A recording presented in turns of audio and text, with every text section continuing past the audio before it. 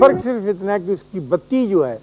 وہ ایک چھنگلی کے برابر موٹی ہے، اور تقریباً ایسا دیا ہوتا ہے موٹی بتی والا، اس میں مٹی کا تیل پڑتا ہے، اور اس کی روشنی کا آپ اندازہ کر سکتے ہیں کہ کتنی کی روشنی ہوگی۔ تو جب وہ، کیونکہ میں پھر رات کو بھی گیا، ایسی میری لگن لگی ہوئی تھی کہ یہ کیسے ہوتا ہے، تو جب وہ جلا دیا جاتا ہے اور جہازوں کو سگنل ملنے لگتا ہے کہ اس قریب سے نہ گزرنا، یہ چٹانی راستہ ہے، تو خطرہ ہے انسانی جان کا بھی اور مال کا بھی اور جہاز کا بھی، تو وہ دیا کیروسین آئل کا چھوٹا سا دیا جس کے ارد گرد وہ گھوم رہا ہے روشنیوں کی پٹیوں والا پنجر، وہ دیا 25 میل ریڈیس میں اپنی روشنی پھینکتا ہے، 25 میل تک جاتی ہے اس کی روشنی، وہ صرف ان شیشوں کی بدولت جو ریفلیکٹ کرتے ہیں اور اس کی روشنی کو بڑھاوا دیتے ہیں، اور وہ روشنی دور دور تک جاتی ہے۔ جب میں اسے دیکھ چکا اور آج کا وقت آیا اور میں سوچ رہا تھا، اور ولایت والوں نے اعلان کر دیا کہ آئندہ صدی جو ہے یہ انفارمیشن کی صدی ہوگی، اور آئی چیز ایک انفارمیشن ٹیکنالوجی کی ہوگی، اب علم جو ہے یہ ایسے پھیلے گا، تو بہت ساری باتیں ایک ایک کر کے میرے ذہن میں سے گزرتی رہیں کہ یہ روشنی علم کی کہاں سے کہاں تک پہنچے گی اور کیسے پہنچے گی، میرے سامنے آ گیا۔ تو میرا چونکہ اسٹڈی زیادہ میں کہیں پہنچ تو نہیں سکا، ریلیجن کی ہوتی ہے کہ ریلیجن کیسے ٹریول کر کے ایک فاصلہ طے کر کے پیدل چلتا ہوا کہاں تک پہنچ جاتا ہے، یہ مجھ پہ راز ابھی تک کھلا نہیں۔ جو لوگ آسان ہیں، میرے بچے ہیں نوجوان، وہ کہتے ہیں جی تلواریں مار مار کے دوسروں کو فنا کر دیتے ہیں اور اپنا ریلیجن سکھا دیتے ہیں، مسلمانوں نے سب کے گاٹے اتارے اور ان کو اسلام سکھا دیا کہ تو یہ تو بات قابل قبول عقل مانتی نہیں ہے کہ جب بندے ہی مار دیے تو پھر آپ نے وہ دین کا، یہ کیسے پہنچ جاتا ہے یہ نہیں سمجھا۔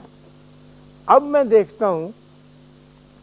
کہ دنیاوی معاملات تو چھوڑیں، دینی معاملات میں اتنا لٹریچر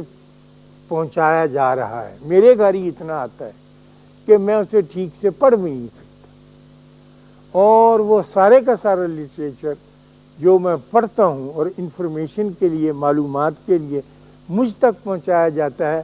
وہ میری ذات کے اندر نہیں اترتا۔ علم تو ہے اور پہنچایا بھی جا رہا ہے اور دور دور تک پہنچایا جا رہا ہے،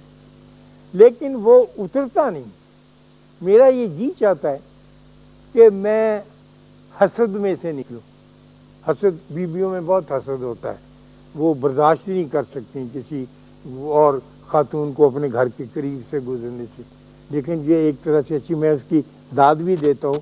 کہ میں اپنی بیوی کو بتا رہا تھا کہ گھر اسی طرح سے محفوظ رہتے ہیں کہ اگر حسد نعمت بھی بن جاتی نہ کیا جائے، ہم مردوں پہ چھوڑ دیا جائے کہ چلو کوئی نہیں یہ بھی ٹھیک ہے وہ بھی ٹھیک ہے، السلام علیکم، ہر ایک کو جفیاں ڈالتے پھرے، تو وہ گھر برباد ہو جاتے ہیں۔ تو ان کی بڑی مہربانی ہے کہ، لیکن جب یہ ضرور سے بڑھ جاتا ہے تو پھر کنجوسی آ جاتی ہے آدمی میں، تو اس کا کلا کما کیسے کیا جائے؟ اللہ جو کہتا ہے، اور اللہ بھی تو بڑا خیر الماکرین، بہت سیاح، حیران ہوتا ہوں میں۔ اللہ کہتا ہے کہ نماز پڑھو اور روزے رکھو مہینے کے، پھر شہر رمضان کے،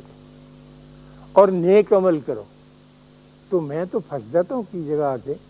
کہ میں نے جب نماز پڑھ لی، روزہ رکھ لیا، کیا وہ نیک عمل نہیں؟ یہ اللہ نے تیسری کیٹیگری کیوں بنائی تھی، نیک عمل کرو؟ میں سمجھا سکا ہوں نا، وہ پھر میں پھنسا ہوں کہ نیک عمل کیسے ہوتا ہے، اور نیک عمل تو پھر بندے کے، جب بھی میں سوچتا ہوں، آپ بھی سوچیں گھر بیٹھ کے کہ آپ نے کوئی نیک عمل کرنا ہے، تو آپ یہ کہیں گی کہ آجا اماں بہ جا، روٹی کھادی ہے کہ نہیں کھادی، تیرے پوت نے تینوں ماریا سی، ہن تا نہیں مار، اب یہ نیک عمل شروع ہو گیا۔ دوست سے بات کرنے کا نیک عمل ہے، اچھا وقت گزارنے کا نیک عمل ہے، ابا جی کے ساتھ سلوک سے پیش آنے کا، یہ نیک عمل ہے۔ وہ خیر ہم نے چھوڑے ہوئے، وہ الگ سی بات ہے۔ تو یہ جو سارا لٹریچر، ساری کتابیں، سارا کچھ مجھے پہنچایا جا رہا ہے، یہ میرے اندر نہیں اترتا۔ میں ایک اچھا آدمی بننے کی آرزو سچ مچ رکھتا ہوں، اللہ گواہ ہے، لیکن یہ سارا کچھ پڑھ چکنے کے بعد، سارا کچھ سن چکنے کے بعد، ٹی وی کا پروگرام دیکھنے کے بعد اور زاویہ دیکھنے کے بعد میں وہیں کا وہیں رکا ہوا ہوں۔ میں کہتا ہوں یہ شاخ صاحب بڑی اچھی بات کر رہے ہیں، لیکن جب اٹھ کے کھڑا ہوتا ہوں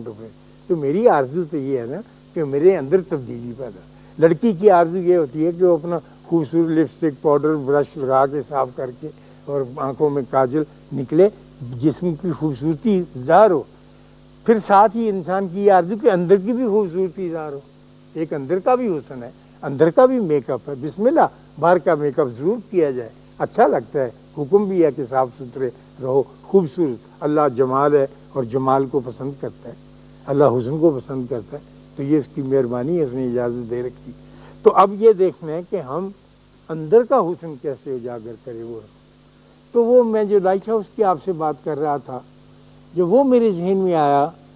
کہ وہ چھوٹا سا دیا جو ہے،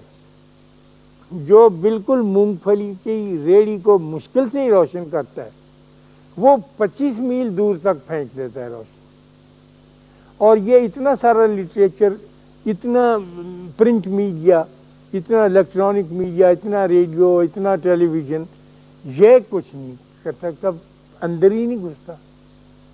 تو وہ دیا کیا کمال کا ہے اور یہ کیا؟ تو پھر خیال آیا مجھے، ایسے یہ پتہ نہیں ٹھیک ہے یا نہیں، کہ وہ جو اس کے اندر مہذب شیشے لگے ہوئے ہوتے ہیں نا، جو اس کی روشنی کو ریفلیکٹ کرتے ہیں، جو اس کے بہت قریب ہوتے ہیں، اور وہ گھوم رہا ہے،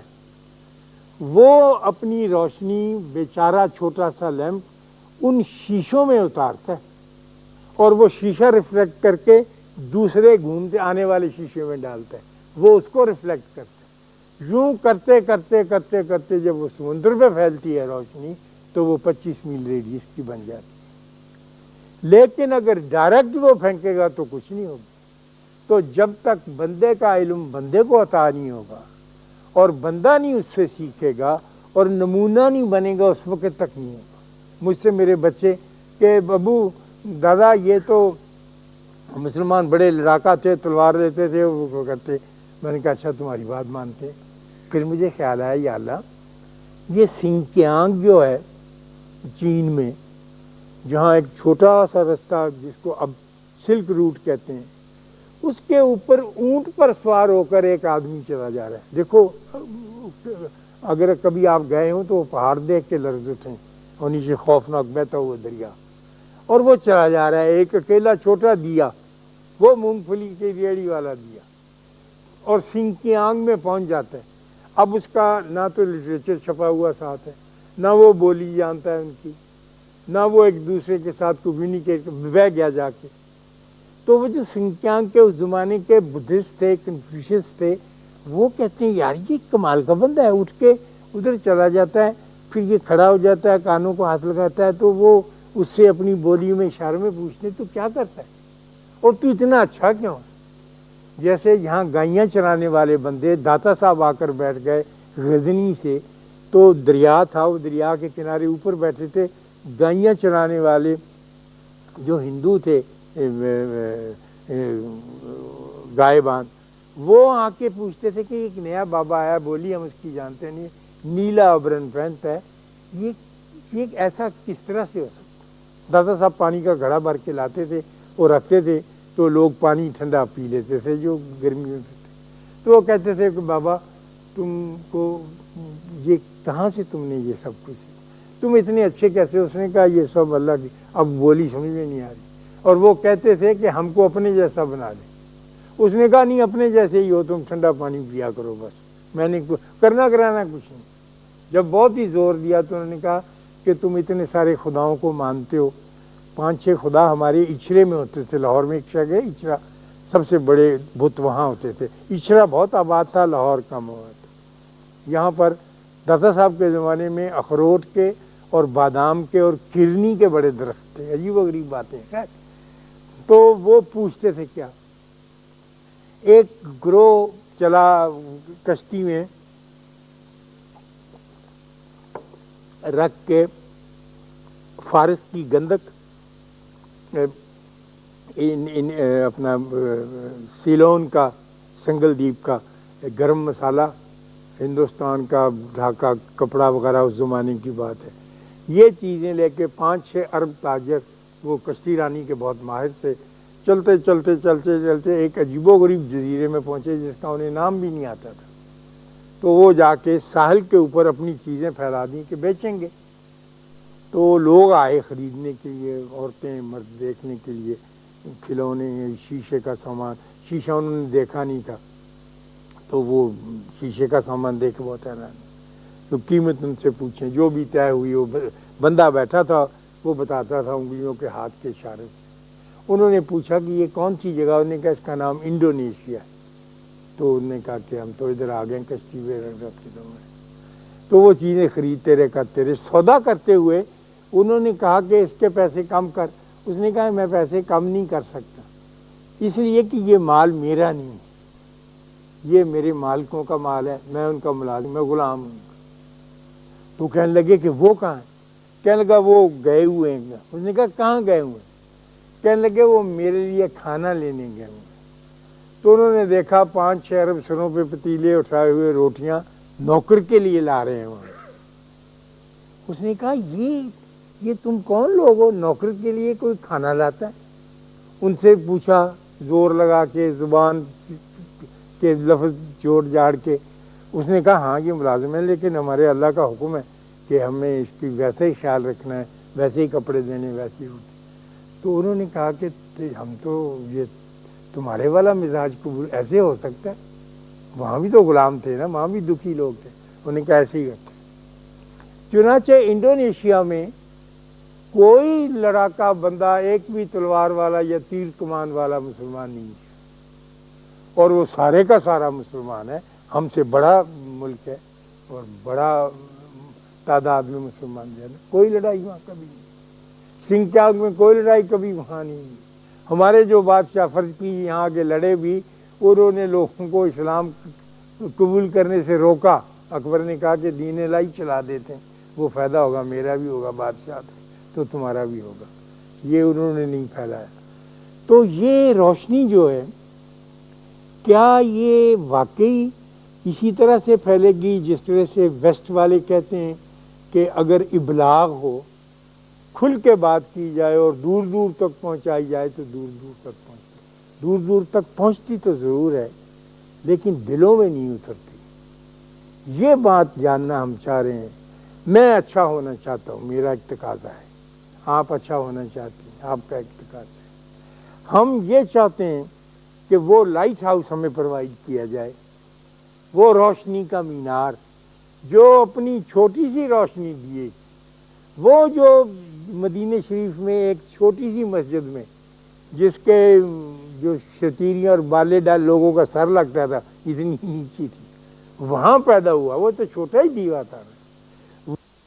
روشنی فون بغیر ریڈیو بغیر بندے کے چلے ہوئے کیسے پہنچے؟ وہ یقیناً بندوں نے ہی وہاں پر ان شیشے کی قلموں کا کام کیا